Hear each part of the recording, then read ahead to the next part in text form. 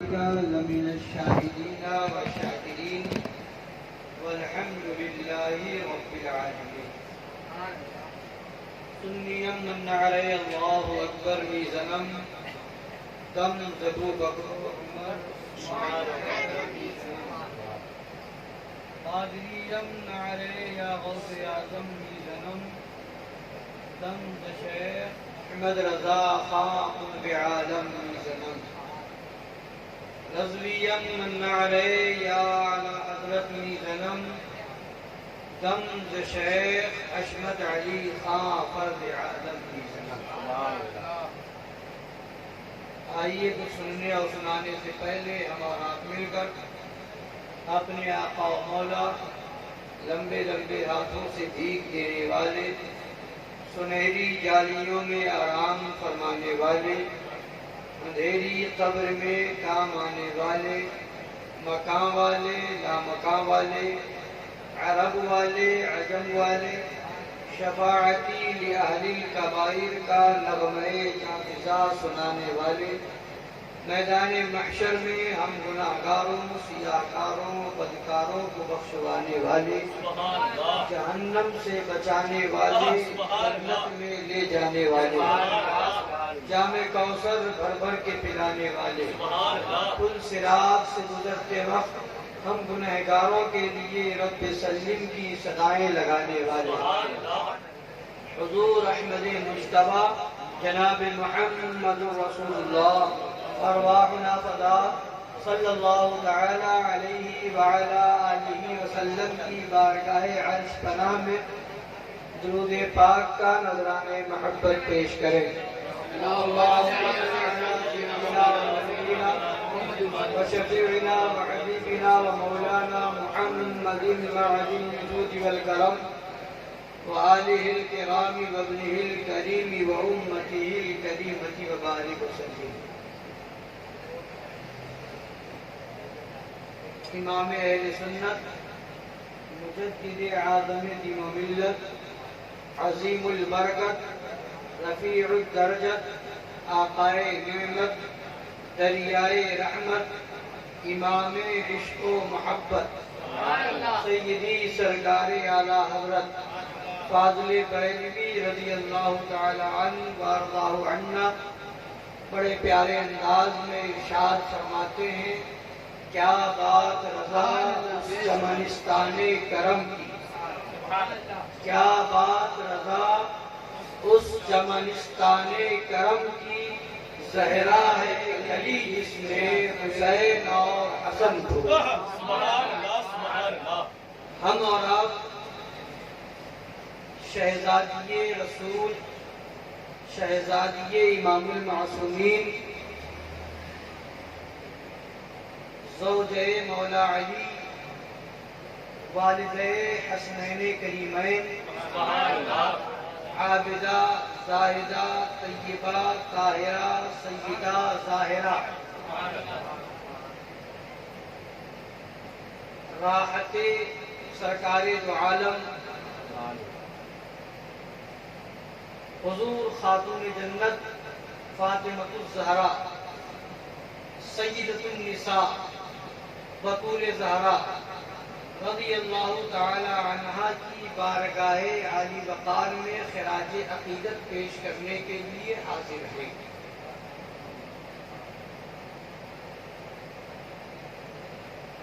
سرکار اعلیٰ حضرت امام اہل سنت مجدد اعظم دین و ملت فاضل بریلوی رضی اللہ تعالی عنہ فرماتے ہیں پارہائے صحف غنچہائے قدس، پارہائے صحف غنچہائے قدس، اہل بیت نبوت پہ لاکھوں سلام.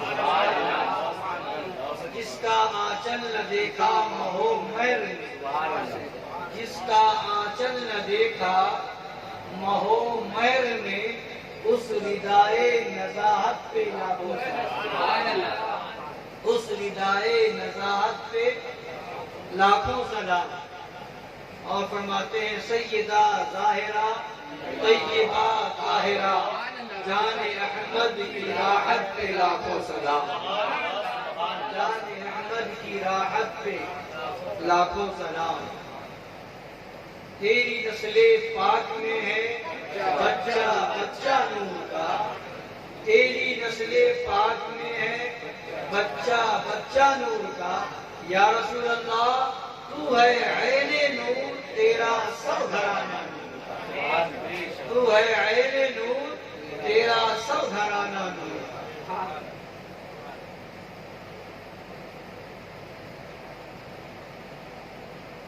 حضرت خاتون جنت سیدہ کائنات مخدومہ کائنات سیدۃ النساء اہل الجنہ حضرت فاطمہ الزہرا رضی اللہ تعالی عنہا کی شان اور ان کی عظمت، ان کی رفعت ہم اور آپ کیا بیان کر سکتے ہیں؟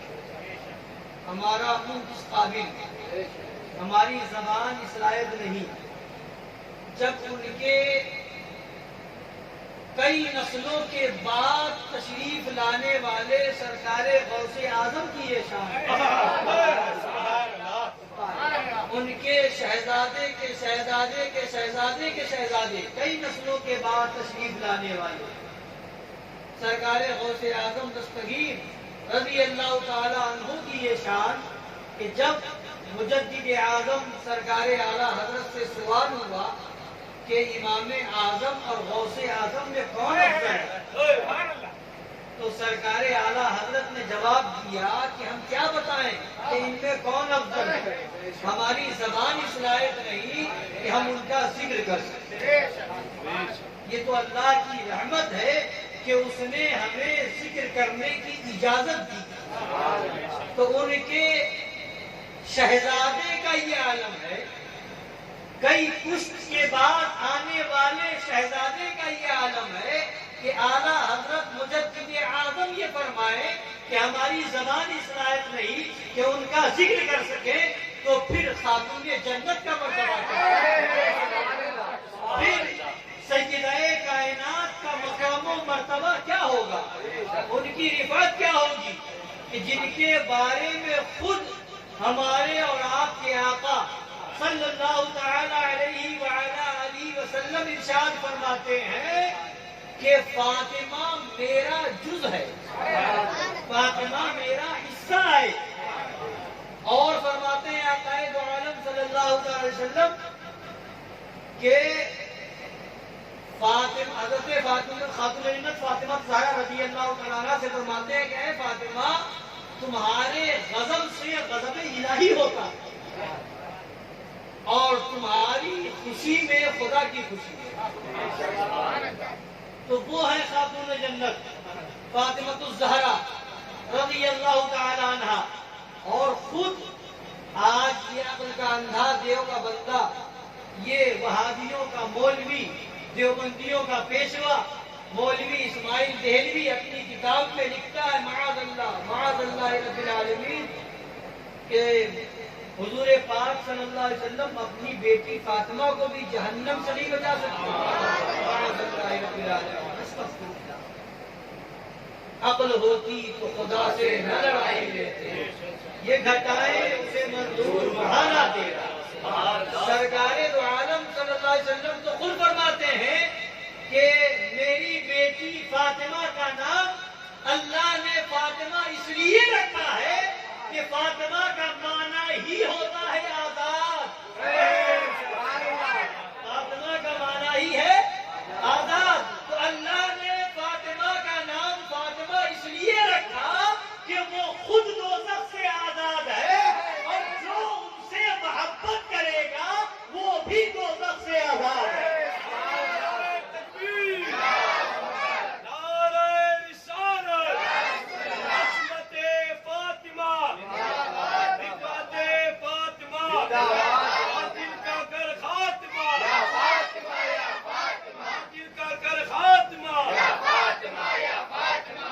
یعنی دوسرے لفظوں میں یوں کہہ لیجیے کہ جہنم سے وہ آزاد ہے جو اہل فاطمہ الزہرا رضی اللہ تعالیٰ عنہ سے محبت کرے.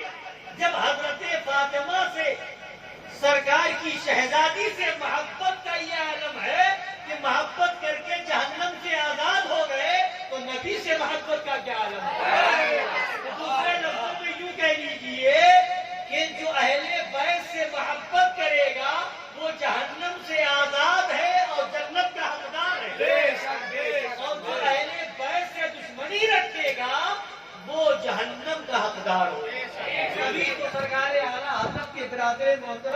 استاد زمن حضرت علامہ حسن علیہ رحمت و رضوان فرماتے ہیں باغ جنت کے ہیں پہلے مدح خانے اہل بیت، باغ جنت کے ہیں پہلے مدح خانے اہل بیت، تم کو مژدہ نار کا ہے دشمنان اہل بیت، تم کو مژدہ نار کا ہے دشمنان اہل بیت۔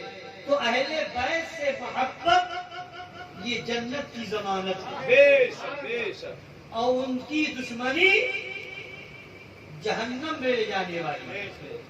کہ ہمارے اور آپ کے آقا صلی اللہ تعالی علیہ وآلہ علیہ وسلم نے حجۃ الوداع کے موقع پر ارشاد فرمایا تھا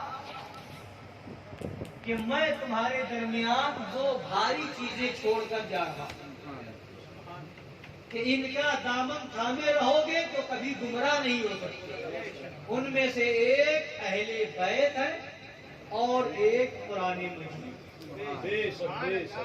تو یہ دو چیزیں ہیں جن کے بارے میں نبی فرماتے ہیں کہ وہ تمہارے درمیان چھوڑے جا رہا ہوں، ان کا دامن تھامے رہو، ان کے دامن سے چمٹے رہو، لپٹے رہو، انشاءاللہ تعالی کبھی گمراہ نہیں ہو سکتے۔ تو اہل بیت کو کہتے ہیں فاطمہ زہرا رضی اللہ تعالی عنہا کی نسل سے ہونے والے۔ تو جب ان کا دامن تھامنے پر نبی فرماتے ہیں گمراہ نہیں ہوگے، تو خاتون جنت کا نام ان کی محبت دل میں ہوگی تو کبھی گمراہ کیسے ہو سکتے؟ میرے اور آپ کے آقا صلی اللہ تعالی علیہ وآلہ علیہ وسلم کی جو شہزادے اور شہزادی ہوئی، شہزادے تین ہیں، حضرت قاسم، حضرت عبداللہ اور حضرت ابراہیم۔ یہ تین شہزادے ہوئے، ہمارے اور آپ کے آقا، ہمارے اور آپ کے نبی صلی اللہ علیہ وسلم کے تین شہزادے ہوئے، حضرت قاسم، حضرت عبداللہ اور حضرت ابراہیم رضی اللہ تعالی عنہم اجمعین۔ اور شہزادی چار ہوئی، حضرت رقیہ، حضرت زینب، حضرت ام کلثوم اور خاتون جنت فاطمہ الزہرا رضی اللہ تعالی عنہا۔ تین شہزادے ہوئے اور چار شہزادی ہوئی، مگر خدا کی قدرت، خدا کی مشیت، اس کے راز، اس کی حکمتیں وہ جانے اور اس کے بتائے سے اس کا محبوب جانے۔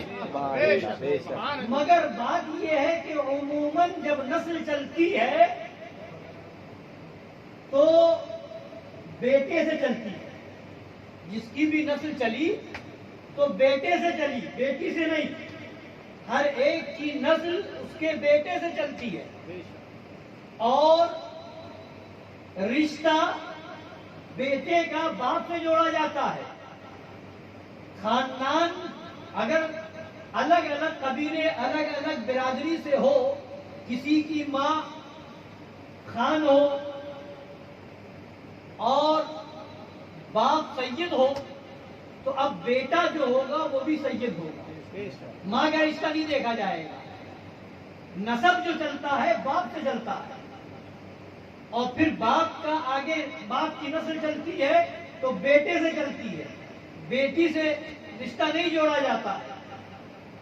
تو دنیا میں ہر ایک کی نسل چلی تو بیٹے سے چلی، تنہا ہمارے اور آپ کے نبی ہیں جن کی نسل چلی تو بیٹی سے چلی۔ ساری کائنات کی نسل بیٹے سے چلی، اور ہمارے اور آپ کے نبی کا خاندان نبی کی شہزادی سے چلا۔ کیوں؟ تاکہ دنیا والوں کو پتہ چل جائے کہ 14ویں صدی میں پیدا ہو کر کے آج یہ عقل کا اندھا دیو کا بندہ کہے نبی ہماری طرح ہے، بے وقوف عقل کا اندھا ساری دنیا کی نسل بیٹے سے چلتی ہے اور میرے آقا کی نسل بیٹی سے چل رہی ہے، یعنی بتا دیا گیا جب نسل نسل چلنے میں تم نبی کی برابری نہیں کر سکتے ہو تو پھر نبی سے کیسے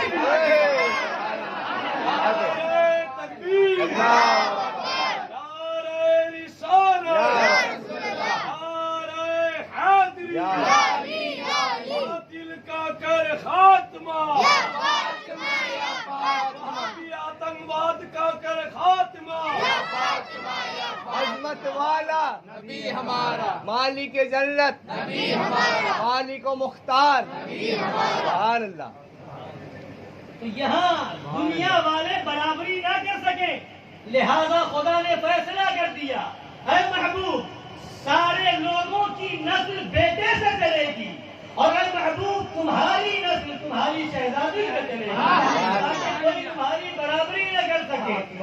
اور وہ خاتون جنت رضی اللہ تعالیٰ عنہ، خدا کی قدرت ہے کہ 3 شہزادے سرکار کے ہوئے، بچپنے میں وصال فرما گئے، سرکار کی اور 3 خاتون جنت کے علاوہ 3 شہزادیاں ہوئی، مگر ان سے بھی کوئی اولاد نہ ہوئی۔ اگر اولاد ہوئی ہے تو حضرت خاتون جنت سے ہوئی ہے، یہ رتبہ ملا ہے تو سرکار خاتون جنت فاطمہ الزہرا رضی اللہ تعالی عنہا کو ملا ہے کہ نبی کی نسل چل رہی ہے تو خاتون جنت سے چل رہی ہے، نبی کا خاندان چل رہا ہے تو حضرت فاطمہ زہرا سے چل رہا ہے، اور وہ حضرت خاتون جنت فاطمہ الزہرا رضی اللہ تعالی عنہا ہے کہ جب وہ نبی کے گھر تشریف لاتی تھی تو نبی خود کھڑے ہو جایا، نبی خود کھڑے ہو جاتے تھے، اور جب آقا تشریف لاتے تھے تو خاتون جنت کھڑی ہو جاتی۔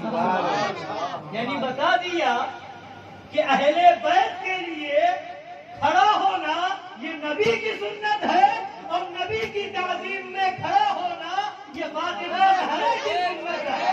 ہم اہل سنت وہ ہیں جو نبی کی سنت پر بھی عمل کرتے ہیں اور خاتون جنت کی سنت پر بھی عمل کرتے ہیں، اسی لیے کہتے ہیں اہل سنت کا ہے میرا پار اور صحابہ حضور نجم ہے اور ناؤ ہے۔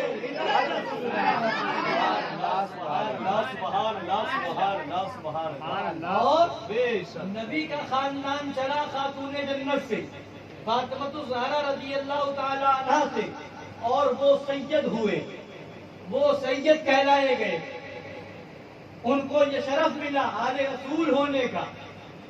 اور مسئلہ کیا ہے؟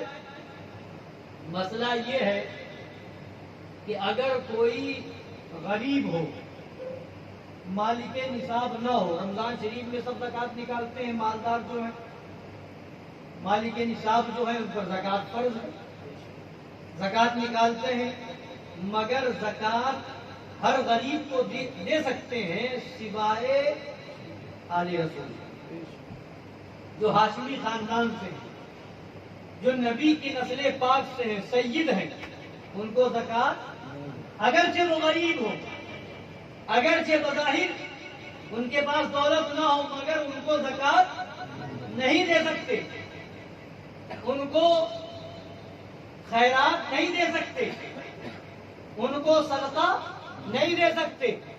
اب باقی ہر ایک کو، اب کوئی بھی برادری کا ہو، اسے زکوٰۃ لینا بھی جائز ہے اور اسے زکوٰۃ دینا بھی جائز ہے، کوئی اسے زکوٰۃ دے تو یہ بھی جائز ہے، اور وہ کسی سے زکوٰۃ لے تو یہ بھی جائز ہے، مگر سید اگر ہے تو وہ نہ زکوٰۃ لے سکتا ہے اور نہ اسے زکوٰۃ دی جا سکتی ہے۔ کوئی اگر کسی سید کو زکوٰۃ دے تو یہ دینے والے کے لیے بھی جائز نہیں ہے، اور کوئی سید اگر کسی کی زکوٰۃ لے تو یہ اس کے لیے بھی جائز نہیں ہے۔ کیوں؟ زکوٰۃ کے کئی معنی بتائے گئے۔ زکوٰۃ کا ایک مطلب یہ بتایا گیا ہے کہ زکوٰۃ کا معنی ہوتا ہے پاک کرنا۔ زکوٰۃ کا معنی پاک کرنا۔ تو جو زکوٰۃ، تو پھر یہ جو 2.5% نکالا جاتا ہے 100 روپے میں 2.5 روپے زکوٰۃ کی شکل میں، اس کو زکوٰۃ کیوں کہتے ہیں؟ تو علماء فرماتے ہیں اس کو زکوٰۃ اس لیے کہتے ہیں کہ جب 100 روپے میں سے 2.5 روپے آپ نکال دیں گے تو آپ کا مال پاک ہو جائے گا۔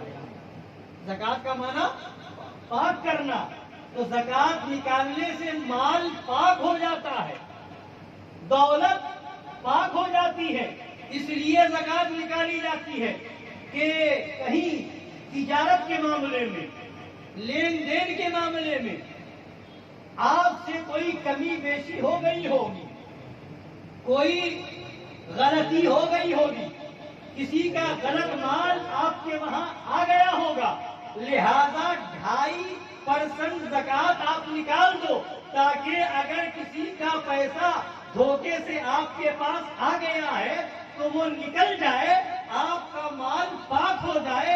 اسی وجہ سے زکات کو مال کا میل بھی کہا گیا ہے۔ زکات مال کا میل ہے، یعنی زکات جب آپ نکال دیں گے تو آپ کا مال میل سے پاک ہو گیا، آپ کی دولت پاک ہو گئی، آپ کا پیسہ پاک ہو گیا، یعنی وہ زکات جو ہے وہ ناپاکی ہے، ایک طرح کی وہ میل ہے، اس کو نکال دو، آپ کا مال پاک ہو جائے۔ تو اس لیے سید کو زکات نہیں دے سکتے کہ وہ نبی کی آل پاک ہے، پاک کے لیے ناپاک چیز نہیں ہے، لہذا دنیا کی ہر قوم یہ مان کی ناپاکی کھا سکتی ہے، مگر سید مان کی ناپاکی نہیں کھا سکتا۔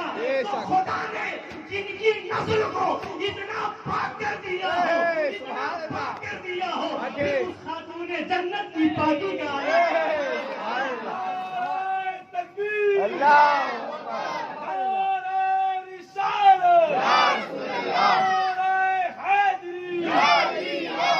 باطل کا کر خاتمہ،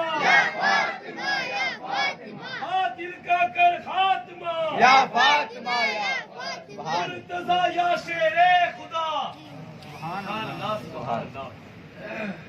جن کی پاکی کا خدائے پاک کرتا ہے بیان، سبحان اللہ، جن کی پاک سبحان اللہ، آیے تطہیر سے ظاہر ہے شان اہل بیت۔ اور ایک بات یہ بتانا چاہتا ہوں کہ اب یہیں سے اندازہ لگائے کہ نبی پاک صلی اللہ تعالی علیہ وعلا آلہ وسلم کی نسل، ان کی اولاد، ان کی نسل پاک میں جو لوگ ہیں، سید ہیں، آل رسول ہیں، تو ان کو زکات نہیں دی جا سکتی، باقی سب کو زکات دی جا سکتی ہے۔ یعنی یہیں سے فرق بتا دیا گیا کہ اے دنیا والوں، نبی کا خاندان اور تمہارا خاندان برابری نہیں کر سکتا ہے، تمہارے لیے زکات جائز ہے اور نبی کے خاندان کے لیے زکات جائز نہیں ہے۔ تو جب تمہارا خاندان نبی کے خاندان کے برابر نہیں ہو سکتا تو پھر نبی کی برابری کیسے ہو سکتی ہے؟ پھر نبی سے کہنا کیسے ملایا جا سکتا ہے؟ کبھی تو اعلیٰ حضرت امام اہل سنت مجدد اعظم ملت ارشاد فرماتے ہیں، سب سے اعلیٰ وہ اولیاء ہمارا نبی، سب سے اعلیٰ وہ والا ہمارا نبی، سارے اچھوں میں اچھا، سمجھیے جسے ہے اس اچھے سے اچھا ہمارا نبی، سارے اونچوں میں اونچا، سمجھیے جسے ہے اس اونچے سے اونچا ہمارا نبی، خلق سے اولیاء، اولیاء سے رسول اور رسولوں سے اعلیٰ ہمارا نبی، کون دیتا ہے دینے کو منہ چاہیے، دینے والا ہے سچا ہمارا نبی، غمزدوں کو رضا مستدینے کے ہے، بے کسوں کا سہارا ہمارا نبی، سبحان اللہ، آگے زندہ باد۔ تو یہ ہے نبی کی آل پاک کا مرتبہ، تو خود خاتون جنت کا کیا مرتبہ ہوگا، سبحان اور پھر ہمارے اور آپ کے نبی کا کیا مرتبہ ہوگا۔ سرکار خاتون جنت رضی اللہ تعالی عنہ کا مقام کیا ہے؟ آج یہ بے وقوف جنہیں صحیح طریقے سے استنجا لینے کی تمیز نہیں، وہ کہتے ہیں نبی ہماری طرح معاذ اللہ، وہ بھی انسان، ہم بھی انسان، معاذ اللہ رب العالمین۔ نبی تو نبی ہے، نبی فرماتے ہیں کہ میری بیٹی فاطمہ آدمیوں میں حور ہے، میری بیٹی فاطمہ آدمیوں میں حور ہے، کہ اللہ تعالی نے حضرت فاطمہ کو اس نجاست سے بھی پاک رکھا ہے جو مہینے میں عورتوں کو ناپاکی آتی ہے. خاتون جنت کو اس سے بھی پاک رکھا ہے، اس لیے کہ وہ نور کی شہزادی ہے، اس لیے کہ وہ نوروں کے نور کی شہزادی ہے. اللہ نبی فرماتے ہیں کہ میری بیٹی آدمیوں میں حور ہے، اللہ نے اسے ہر ناپاکی سے پاک بنایا. تو دنیا کی اور عورتیں خاتون جنت جیسی نہیں ہو سکتی. ہر عورت کو مہینے میں ناپاکی آتی ہے، مگر خاتون جنت کو اللہ نے ایسا پاک کیا ہے، ایسا پاک کیا ہے، ایسا پاک کیا ہے کہ جو ناپاکی عورت کو آتی ہے خاتون جنت اس سے بھی پاک ہے. تو جب دنیا کی اور عورتیں نبی کی برابری نہیں کر سکتی تو پھر دنیا کا کوئی انسان نبی کی برابری کیسے کر سکتا ہے؟ آقا کے برابر کیسے ہو سکتا ہے؟ آقا کی طرح کیسے ہو سکتا ہے؟ اگر عقیدہ درست کرنا ہے تو بریلی کے تاجدار کی بارگاہ میں آؤ، وہ پکارتے نظر آئیں گے. اللہ کی سرکار قدم شان ہے یہ، انسان نہیں انسان، وہ انسان نہیں ہے. قرآن تو ایمان بتاتا ہے انہیں، ایمان یہ کہتا ہے میری جان ہے. سبحان اللہ سبحان اللہ. سبحان اللہ سبحان اللہ. اور کل قیامت کا دن ہوگا. مشہور حدیث ہے، سب نے سنی ہے، مگر سرکار خاتون جنت کی بارگاہ میں خراج عقیدت پیش کر رہے ہیں. جتنی بار پڑھیں، جتنی بار بیان کریں، جتنی بار سنیں، اتنی ہی زیادہ ثواب ملے گا، اتنی برکتیں ملیں گی، اتنی رحمتیں ملیں گی. کل قیامت کا دن ہوگا اور اس نیت سے ذکر کریں، سنیں کہ اللہ تعالی ہماری ماں بہنوں کو خاتون جنت کی نالین پاک کا صدقہ عطا فرمائے. کل قیامت کا دن ہوگا، حضرت خاتون جنت کی سواری گزر رہی ہوں گی اور 70,000 جنت کی حوریں کنیز بن کر کے خاتون جنت کے ساتھ ہوں گی. سبحان اللہ. 70,000 حوریں خاتون جنت کی باندی اور کنیز بن کر کے ساتھ میں ہوں گی اور آواز دی جائے گی، اے محشر والو اپنی نظریں نیچی کر لو. سبحان اللہ. محشر والو اپنی نظریں نیچی کر لو. نبی کی مقدس شہزادی کی سواری گزر رہی ہے. سبحان اللہ. نبی کی مقدس شہزادی کی سواری گزرنے والی ہے. فرمایا کہ پل صراط سے ایسے گزریں گی جیسے بجلی کودتی ہے، بجلی کے کودنے کی طرح گزر جائیں گی. وہ مرتبہ یعنی قیامت کے میدان میں خاتون جنت کا بھی مرتبہ بتایا جائے گا. نبی تو نبی ہے، سبحان اللہ. آقا تو آقا ہے. ان کی شہزادی کا یہ عالم ہے کہ قیامت کے دن فرشتہ آواز دے رہا ہوگا، منادی آواز کر رہا ہوگا کہ نظریں نیچی کر لو. نبی کی شہزادی کی جب یہ عظمت قیامت میں بتائی جا رہی ہوگی تو پھر نبی کی شان کس قدر بلند ہوگی، نبی کا مرتبہ کیسے دکھایا جائے گا. یعنی کل ملا کر کے حاصل کلام یہ ہے کہ قیامت کا میدان قائم ہی اسی لیے ہوگا کہ نبی کی عظمت بتائی جائے گی، نبی کی شان بتائی جائے گی، نبی کا مقام و مرتبہ بتایا جائے گا. تبھی تو اعلیٰ حضرت کے برادر محترم استاد زمن فرماتے ہیں فقط اتنا سبب ہے انعقاد بزم محشر کا، فقط اتنا سبب ہے انعقاد بزم محشر کا کہ ان کی شان محبوبی دکھائی جانے والی ہے، کہ ان کی شان محبوبی دکھائی جانے والی ہے. یا رسول اللہ. غلام کس کے ہیں؟ نبوت کے علمبردار مصطفیٰ مرتضیٰ شیر خدا. سبحان اللہ. تو وہ شان ہے، وہ رفعت ہے، وہ مقام ہے. اللہ تبارک تعالی ہماری ماں بہنوں کو خاتون جنت کی نالین پاک کا صدقہ عطا فرمائے اور ان کی پردہ نشینی کا، پردہ کا ان کے صدقہ عطا فرمائے. بوال چل رہا ہے، پردے پہ لڑائی ہو رہی ہے، پردے پہ جھگڑا ہو رہا ہے اور پردے کے لیے لوگ لڑ رہے ہیں، حجاب کے لیے لڑ رہے ہیں، جلوس نکال رہے ہیں کہ اور ہو کیا رہا ہے یہاں لوگ نکل رہے ہیں کہ حجاب پہننے کی ہمیں اجازت ملنی چاہیے، ہمارے اوپر پابندی نہیں ہونی چاہیے، ہماری ماں بہنوں پر حجاب پہننے پر پابندی نہیں ہونی چاہیے۔ اور جو لوگ آواز اٹھا رہے ہیں بھلے ان کی گھر کی عورتیں بے پردہ گھوم رہی ہو، بھلے ان کے گھر کی عورتیں بے پردہ مارکیٹ کرنے جا رہی ہو، مگر اسلام کا بڑا درس دکھایا جا رہا ہے کہ ہم پردے کے خلاف برداشت نہیں کریں گے۔ یہ پابندی نہیں لگنی چاہیے کہ حجاب پر پابندی نہیں لگنی چاہیے کہ بغیر حجاب کے عورت لڑکی جو ہے اسکول میں جائے، یہ پابندی نہیں ہونی چاہیے۔ اور ہنگامہ ہو رہا ہے، آج کرناٹک کے اندر قانون پاس ہو گیا، پردے پر بڑی لڑائی ہے۔ کیوں؟ یہ اسلامی طریقہ ہے، مگر اسلام کی تعلیم پر کتنا ہم نے دھیان دیا ہے، اسلام کے طریقے کو کتنا ہم نے اپنایا ہے، اسلام کے اصول کو کتنا ہم نے اپنایا ہے۔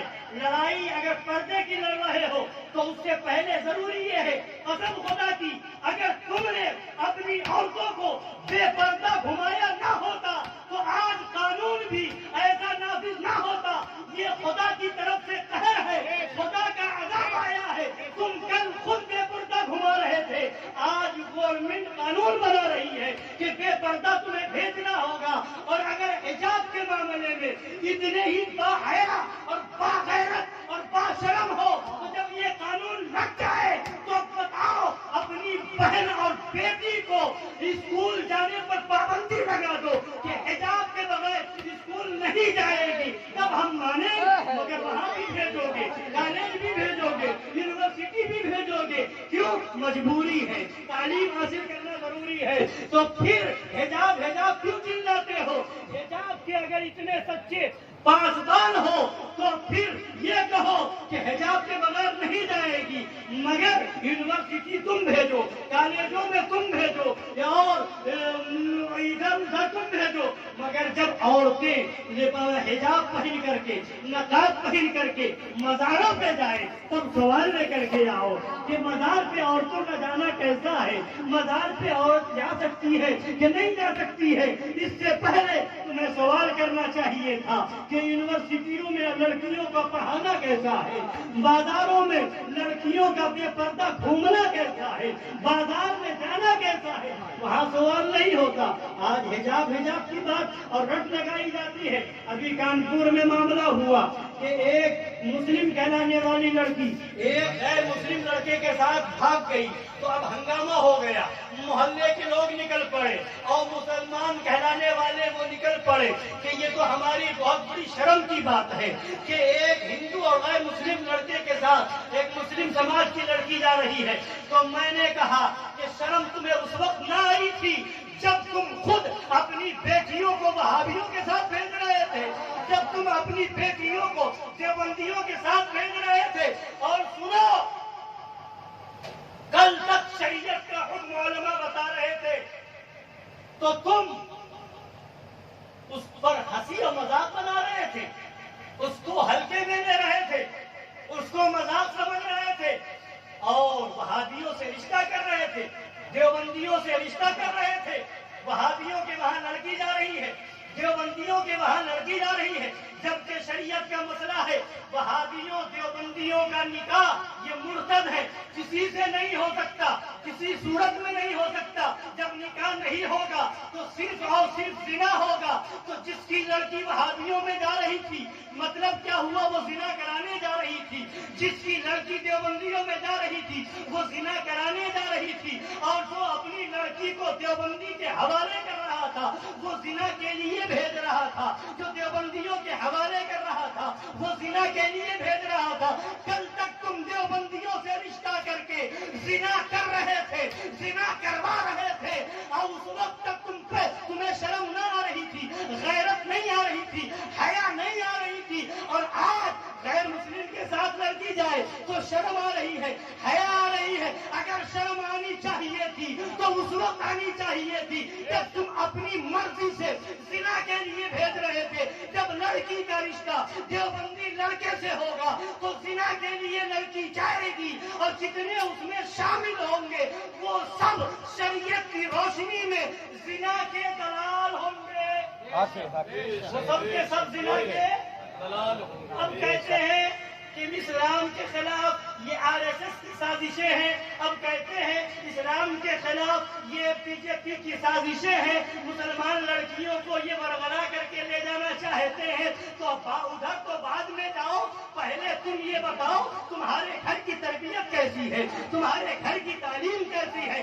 قسم خدا کی اگر خاتون جنت کا سبق تم نے پڑھایا ہوتا، اگر خاتون جنت کی زندگی بتائی ہوتی، اگر خاتون جنت کی زبانیں بتائی گئی ہوتی، اگر خاتون جنت کی زندگی گزارنے کا طریقہ اپنے بچیوں کو بتایا ہوتا تو تمہاری بچیاں بھی گھر کسی کے ساتھ جانا تو دور کی بات ہے، ایک گھر میں رہتی، باپردہ رہتی، بے پردہ گھر کے باہر قدم۔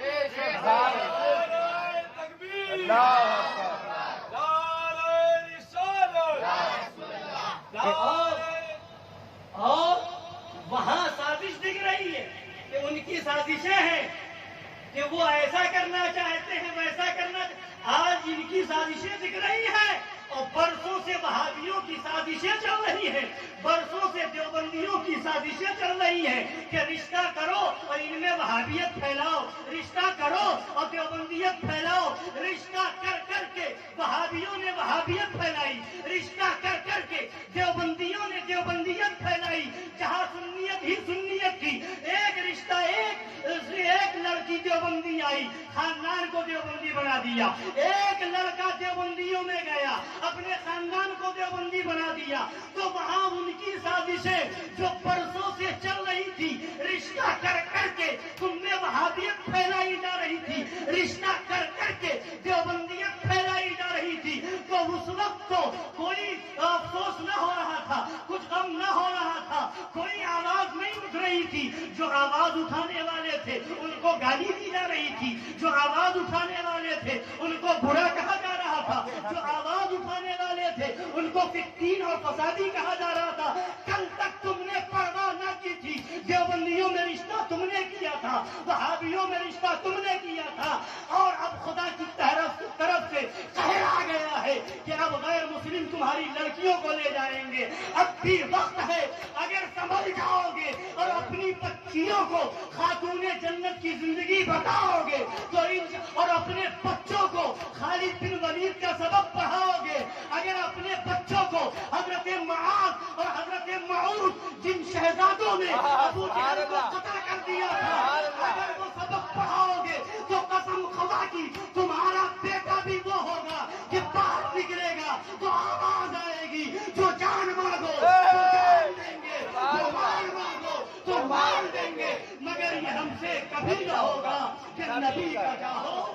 نعرہ تکبیر، نعرہ رسالت، بیدار شیر ہندوستان، بیدار چمن فاتح۔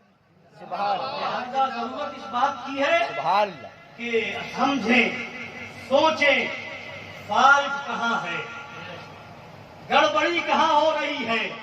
برسوں سے گڑبڑی ہوتی آ رہی ہے، کوئی توجہ نہیں، برسوں سے غلطی پر غلطی چلی آ رہی ہے، کوئی افسوس نہیں، اور داڑھی والا کرے تو کوئی افسوس نہیں، کوئی غم نہیں، چھوٹی والا کرے تو بہت ہر جگہ دھرنا ہے، ہر جگہ احتجاج ہے، ہر جگہ افسوس ہے۔ اپنی روش بدلو، اپنی سوچ بدلو، اپنی فکر بدلو، اسلامی خیال پیدا کرو، شریعت کے اصول کی حفاظت کرو۔ اگر شریعت کے اصول پر چلو گے تو ان کافروں سے بعد میں نفرت کرو گے، وہابیوں سے پہلے کرو گے، دیوبندیوں سے پہلے کرو گے، اس لیے کہ سارے کافروں میں سب سے بدتر اگر ہے تو وہ مرتد ہے، اور وہابی مرتد ہے، دیوبندی مرتد ہے، شیعہ مرتد ہے، یہ رافضی مرتد ہے، یہ بہرے مرتد ہے، یہ خوجے مرتد ہے۔ ان سے ملنا حرام، سلام حرام، کلام حرام، ان کے پاس بیٹھنا حرام، ان کے وہاں جانا حرام، انہیں اپنے وہاں بلانا حرام، اور ان سے کسی طرح کا تعلق رکھنا حرام۔ اللہ تعالی ہم سب کو سرکار خاتون جنت فاطمہ الزہرا رضی اللہ تعالی عنہا کے فیضان سے مالا مال فرمائے. آمین آمین. سے قدم پر ہماری ماں بہنوں کو چلنے کی توفیق عطا فرمائے. آمین. وما علینا الا البلاغ المبین.